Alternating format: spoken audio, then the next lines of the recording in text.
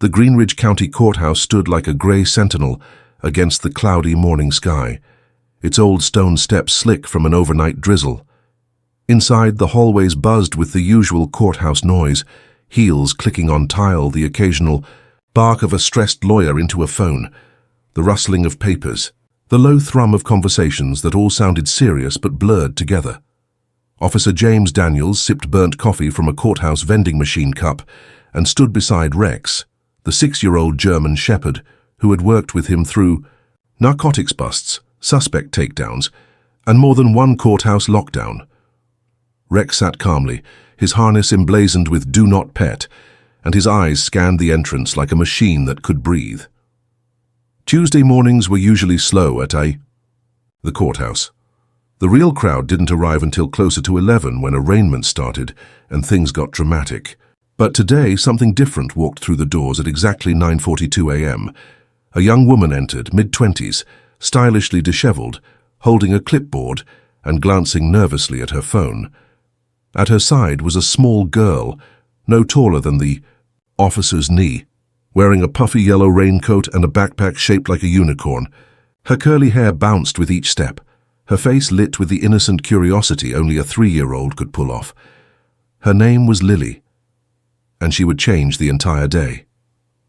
"Hi," the woman, Ava, her mother, mumbled to security as they approached. "The metal detector." "We're just here to file a name change document for my daughter," one of the guards nodded. "Step right up." Officer Daniels glanced down at Rex, who stayed still. No alerts. So far, so good. Lily, swinging her backpack, looked around in awe. She pointed to the ceiling. "Is that a cloud inside the building?" she asked, staring at a patch of peeled paint. Her voice rang out clear as a bell in the marble chamber. Her mother gave a tired but warm chuckle. "No, sweetie. That's just water damage." Lily approached the metal detector like it was a portal to another world. She looked back at her mom dramatically, as if preparing to cross into Narnia. The security guard waved her through. "Bezeet!" The metal detector shrieked, not once but twice. The noise was sharp and loud, echoing through the stone hall. People turned their heads. A lawyer dropped her coffee. Officer Daniels straightened. Rex's ears lifted. His body tensed slightly. One paw stepped forward. Not an alert, not yet, but a sign of interest. Ava's face paled. "Oh God, did I? Leave my keys in her bag." The guards raised their hands gently, signaling for her to step back, and then came the moment. Lily turned to Rex, the enormous German shepherd who towered over her tiny frame, and without a trace of fear, she put both hands on her hips and declared, "It's okay, doggy. I didn't do it." There was a beat of absolute silence, and then the dam broke. One of the security guards snorted. A woman near the check-in desk burst into laughter. A clerk behind the window actually stood up to see. Even Officer Daniels cracked a smile, which Rex picked up on. His body relaxed, tail flicking ever so slightly. But the moment didn't end there. Rex, having keyed in on something in Lily's backpack, moved closer, his nose working fast. He didn't bark, didn't growl, but his interest was clear. Daniels snapped back to alertness. "Ma'am," he said firmly but calmly, "I need to check her bag. It's probably nothing, but just to be safe." Ava froze. Is it the juice box? It's grape-flavored? It smells weird, maybe he... But Rex was already sitting, nose fixed on the unicorn backpack. Her trained signal. That changed everything. In under a minute, the courthouse was no longer just another Tuesday bureaucracy. It was the beginning of something no one saw coming. The temperature in the room seemed to drop, though no one had touched the thermostat.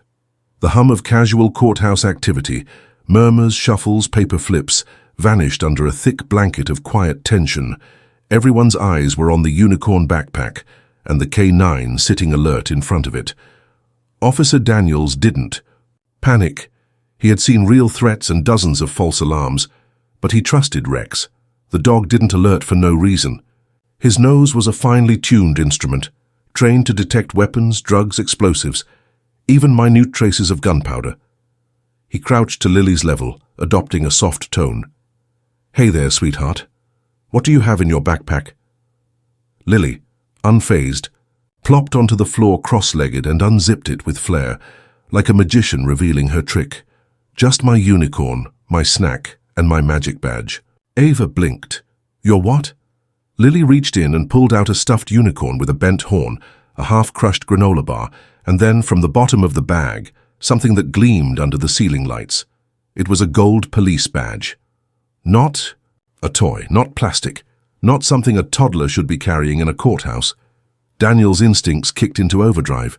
He reached for it and turned it over. It was heavier than it looked, real metal, smooth edges and official embossing. The numbers etched on the back confirmed it. This was an authentic badge, issued to a detective in the Greenridge County Police Department. Where did you get this? He asked, careful not to sound accusing.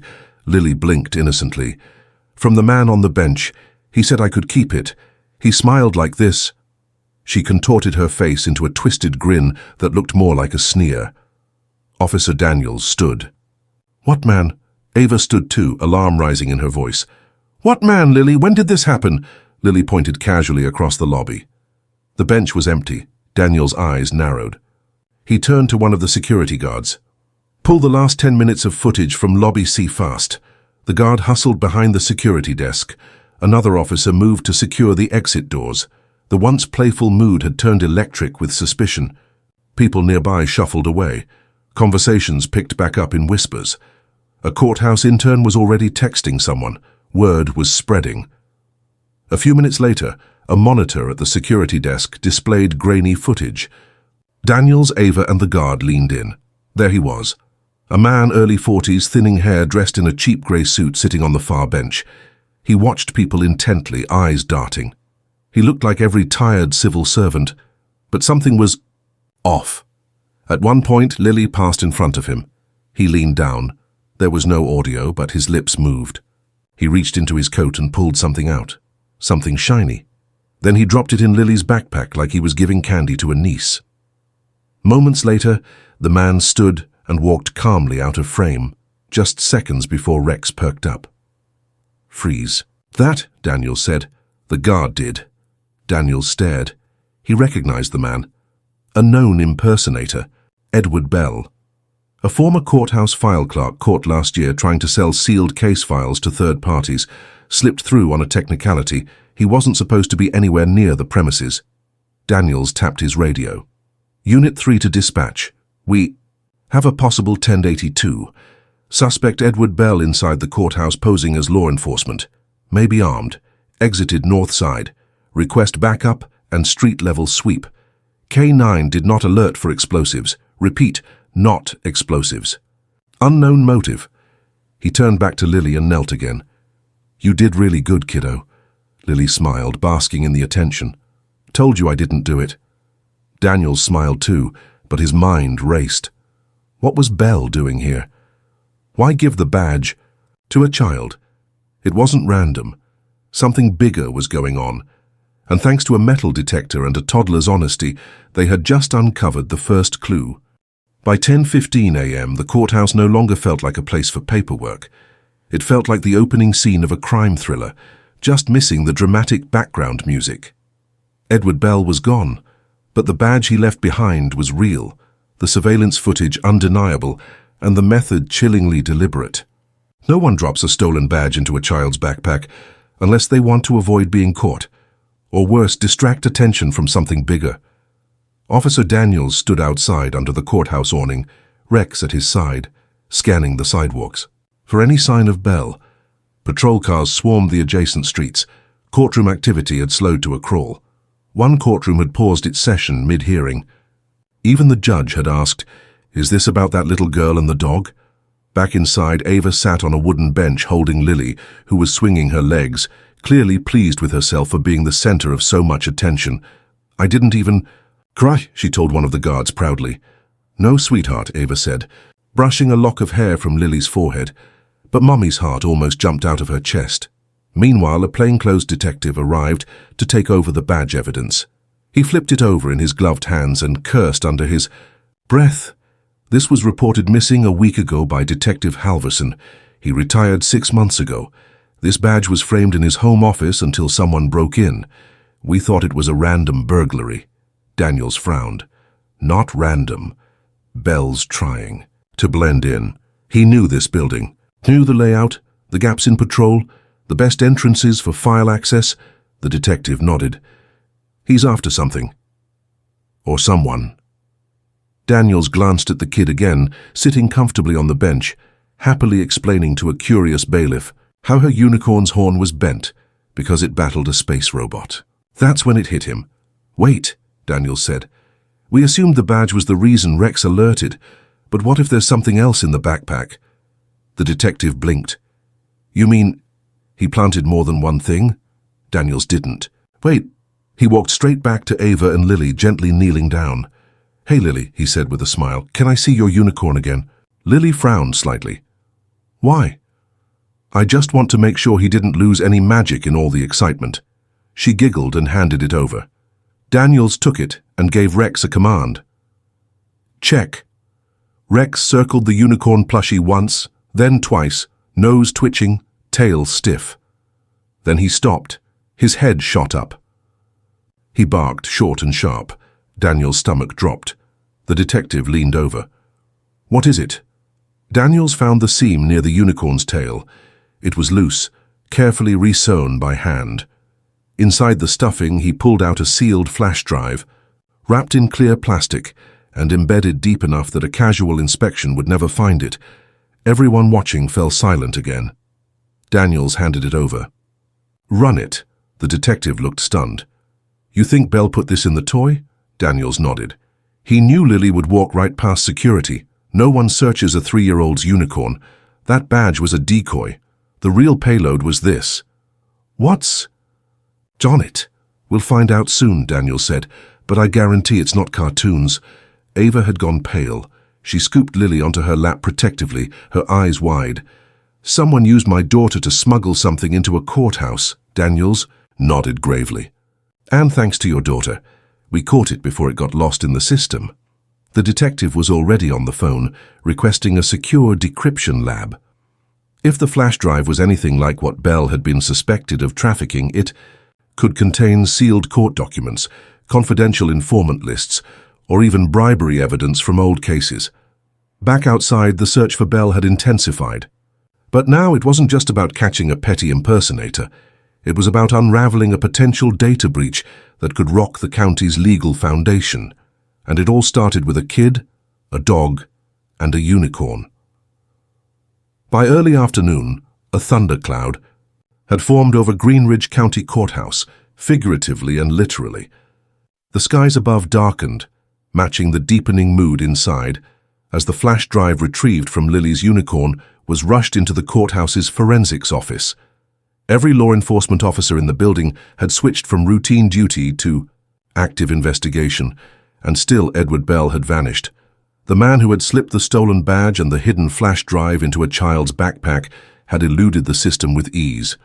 A review of surveillance footage revealed that Bell had left the courthouse calmly, right after Lily triggered the metal detector. While Rex and Daniels were distracted by the backpack, Bell had slipped through the east stairwell and exited onto Oak Street, walking like a man late for a dentist appointment.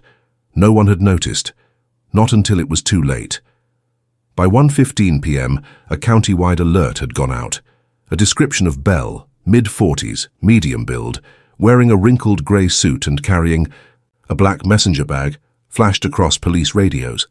Detective Morales, now overseeing the case, ordered roadblocks set up at key intersections. But Daniels wasn't waiting for permission. He and Rex were already in the cruiser, speeding down the side streets of Greenridge like hunters with a scent in the air. And Rex was doing exactly what he was trained to do, nose pressed to the cracked passenger window, alert, silent, patient. Daniel's gut told him Bell wouldn't go far. A man that calm in a courthouse, during a drop that risky, was either delusional or planned for a quick return. Then the call came in. Possible suspect matching Bell seen on Jefferson and 4th, entered a coffee shop, exited 2 minutes later, headed west toward the train tracks. Daniels flipped the wheel hard and gunned it. Hold on, Rex, he said. By the time they turned onto 4th, pedestrians were already reacting to the cruiser's flashing lights. Daniels spotted a figure up ahead, A man walking with purposeful calm, slipping between crowds, head down, messenger bag bouncing at his side. Daniels tapped the siren once, just enough to make the man look back. Bell. The man froze, then bolted into an alley. Daniels slammed the door open before the car even stopped. "Rex, go!" The dog launched from the passenger seat like a missile. Daniels barely had time to yell, "Stop! Police!" Before Rex had closed the distance between them, Bell tried to cut right into a dead end behind a laundromat, but Rex was already there, barking fiercely, teeth bared, forcing him to freeze mid-step and drop to the ground with his arms up. Daniels arrived seconds later, weapon drawn. "Don't move, keep your hands where I can see them." Bell didn't resist, didn't argue. Just stared at Rex, the corners of his mouth twitching in something that looked too close to a smile. "You brought the dog," he said, breathing hard. "You brought the unicorn." Daniels shot back. Backup arrived. Bell was cuffed and read his rights. But even as they hauled him into the cruiser, Daniels kept watching him closely. Bell didn't look scared. He looked satisfied. Back at the courthouse, the flash drive had finally been decrypted. It contained hundreds of sealed files, internal, memos, surveillance footage, and classified audio recordings, many tied to a series of closed corruption cases involving city officials and law enforcement. Some documents were flagged, "Do not distribute, federal review only." Bell hadn't been trying to bring the drive into the courthouse. He'd been trying to sneak it out, and he had used a child, a backpack, and a stuffed toy to do it, because no one would suspect a 3-year-old of carrying the courthouse's most dangerous secrets. Daniel stood outside the cruiser, Rex beside him, watching the suspect being driven away. He looked down at the dog. "You knew something was wrong, didn't you?" Rex barked once. Daniels nodded. "Yeah, me too." By the time Bell was booked at the Greenridge holding facility, the courthouse incident had already gone viral. A bailiff had uploaded a short video clip to her social media, just 7 seconds long, but it exploded like wildfire. In it, Lily stands in front of Rex with her little hands on her hips and says with unimpeachable sass, "It's okay, doggy, I didn't do it." The internet loved it. Within hours, millions had seen the clip. It had been shared by parenting pages, law enforcement, forums, even late-night comedians. Memes flooded in. Rex was now Detective Doggy, and Lily had earned the nickname the Tiny Truth Teller. Someone even photoshopped her face onto a courtroom drama poster with the tagline, "She rests her case with juice and goldfish." But beneath the humor, the truth was darker, and it was spreading just as fast. As reporters began to dig deeper, the story started to fracture. The headline that first read, "Adorable Girl Helps Stop Crime," soon morphed into "Child Caught in Courthouse Data Leak Plot," then into "Officials Silent on What Toddler Was Really Carrying." At 6:30 p.m., a press conference was hastily arranged on the courthouse steps. Daniels, standing beside Detective Morales, scanned the sea of reporters. Ava and Lily were not present. They'd been quietly moved to a secure location after Daniels insisted they be protected. Morales adjusted the mic. "We can confirm that a suspect, now identified as Edward Bell, was apprehended today after attempting to extract sealed judicial records from this courthouse using a method that involved exploiting a child's backpack. We are still working to determine how he obtained the documents." "Was the child in danger?" one reporter shouted. Daniel stepped forward. "No. Thanks to the alert behavior of our K9, Rex, the materials were discovered before any harm came to the family. The child had no knowledge of what she was carrying." "Is the courthouse system compromised?" another voice asked. Morales nodded soberly. "That's under investigation." Daniel said nothing more, but inside he couldn't stop thinking about how easy it had been for Bell to walk in and nearly walk out with hundreds of confidential files, and how little anyone would have noticed, if not for a little girl who wasn't afraid to talk to a dog. That night, Ava sat with Lily in a hotel room paid for by the county. Her hands trembled as she flipped through the news coverage on her phone. Every channel had something to say. Experts debated courthouse security. Analysts speculated about what Bell had been after. One anchor even floated the theory that Bell was a whistleblower trying to expose deeper corruption. Ava turned it off. She looked over at her daughter, who was now fast asleep, clutching her freshly cleaned unicorn plushie under the thick hotel. Blankets! A knock at the door made Ava flinch. She looked through the peephole. It was Daniels. She opened the door slowly. "Sorry to bother you this late," he said softly. "Just wanted to check on you both." "We're okay," Ava replied. She doesn't really get it. She thinks all of this is because she was brave. I didn't have the heart to tell her it's because she was used. Daniels nodded. She was brave, and she was used. Both things can be true. Ava's eyes welled up. How do I explain this? To her? You don't have to, at least not yet. Let her hold on to the version where she helped the dog stop a bad guy. She earned that much. There was silence. Then Ava asked, "What was really on that flash drive?" Daniels hesitated. "Names?" he said finally. "Old ones, new ones, people who shouldn't be in power anymore, and some who still are." Ava swallowed hard. Daniels gave her a tired smile. "But tonight, your daughter did something bigger than most adults ever will. She helped stop a storm from hitting this town." Then he tipped his head and left her to the silence. The next morning, before sunrise, Daniels received the call he wasn't expecting, but couldn't ignore. Belle was talking. After 24 hours in holding, the suspect had finally asked for a single person. Daniels, not a lawyer, not a judge, not even a federal agent, just the man with the dog who stopped him.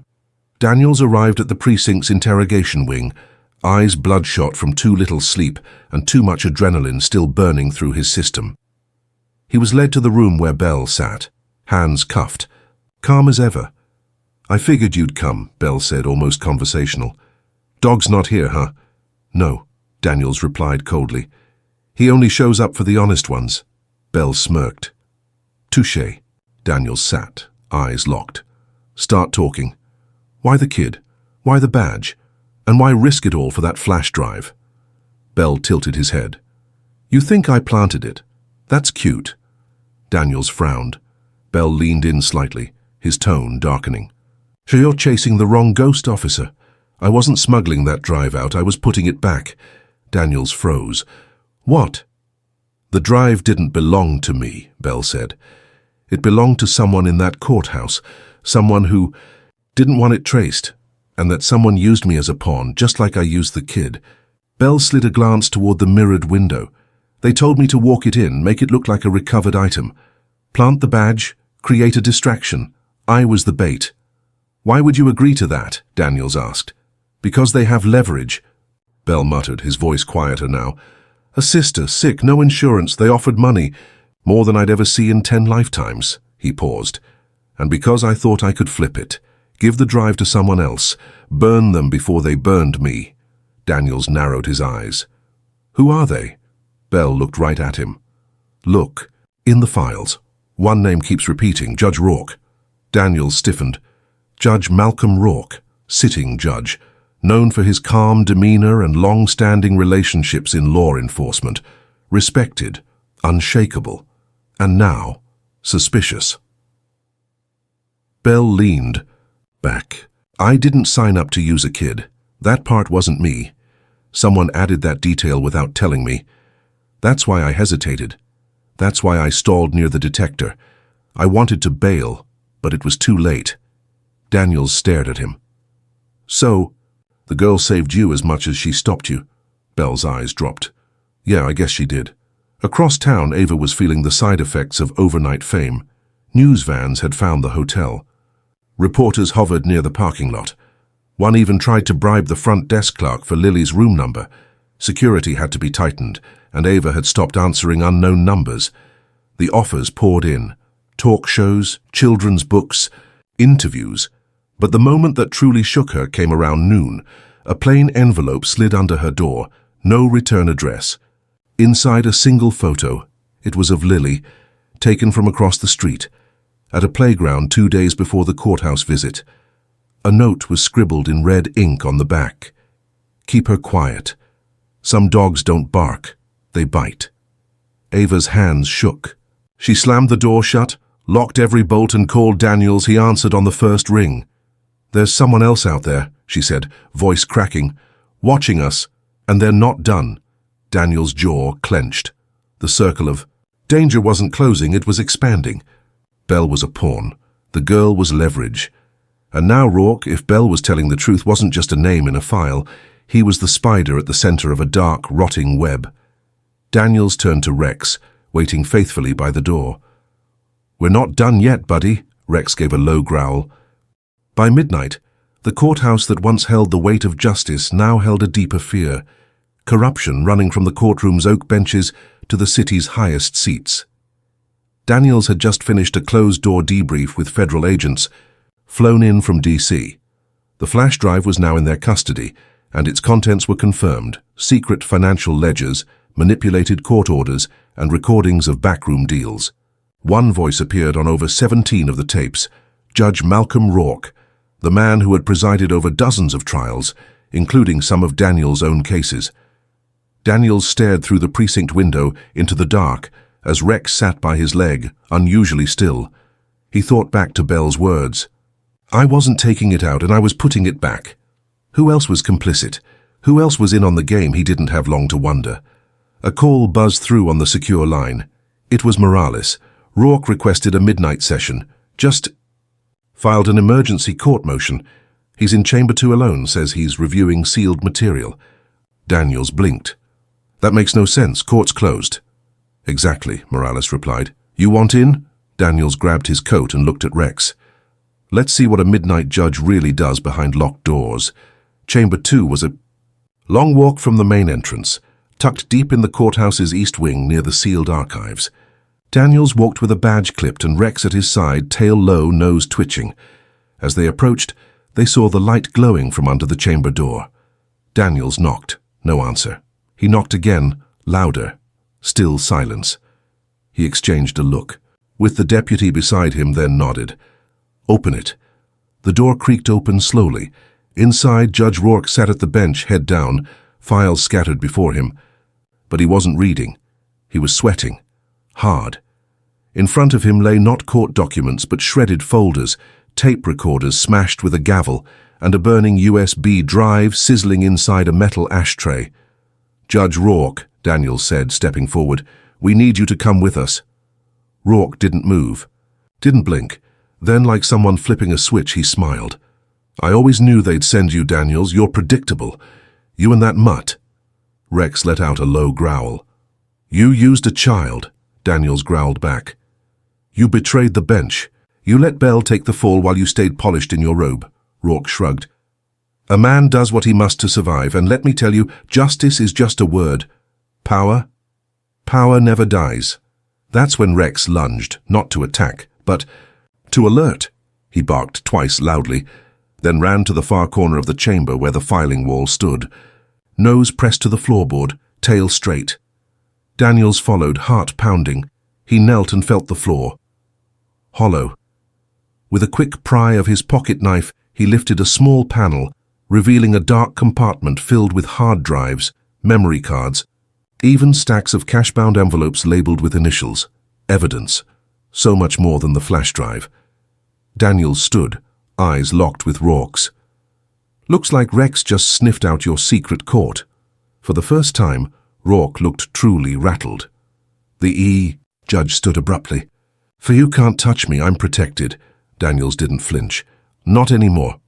That night, as officers bagged the secret stash and led Rourke away in cuffs, Daniels and Rex stood quietly in the hallway. Morales joined them. "You realize, if that dog hadn't barked, we might have missed all of it. That panel, the real treasure trove." Daniels looked down at Rex. "He doesn't miss much." Morales smiled faintly. "He deserves a medal." Daniels shook his head. "Rex doesn't want a medal. He wants the truth." But as they left the courthouse, a new fear brewed in Daniels' gut. Rourke may have been the spider in the web, but what if there were others he answered to? And what if this entire thing wasn't the end, but the beginning of something far bigger? The dawn broke over Greenridge with a strange calm, as if the city itself was holding its breath. The courthouse steps, once shadowed with corruption, now swarmed with reporters, cameras, and a flood of citizens demanding answers. The news of Judge Rourke's arrest and the hidden trove of evidence had shattered the community's faith. but it also ignited a fierce hope for justice. Daniels stood among the crowd, Rex at his side, both silent sentinels amid the noise. But his thoughts weren't on the flashing cameras or the murmurs of corruption exposed. His mind was on one person, 3-year-old Lily, the tiny girl whose innocence had cracked open the city's darkest secrets. Meanwhile, inside a nearby community center turned makeshift courtroom, the public hearing began. A judge appointed by the state read the charges against Malcolm Rourke: conspiracy, bribery, obstruction of justice, and endangering a child. But this hearing wasn't just about the judge on trial. It was about every piece of evidence uncovered, every file hidden, every whispered lie that had tangled the city in a web of deceit. And there was one witness everyone was waiting for. Lily. As the door opened, the courtroom fell silent. Ava held her daughter's hand tightly as they stepped forward. The room's attention turned to a small table where Lily was seated, her wide eyes scanning the faces around her. Daniels took a deep breath. "Lily, do you remember the unicorn?" She nodded, clutching the stuffed toy tightly. "Did you know there was something inside the unicorn's backpack?" She looked at Rex, then back at Daniels. "It was secrets," she said softly.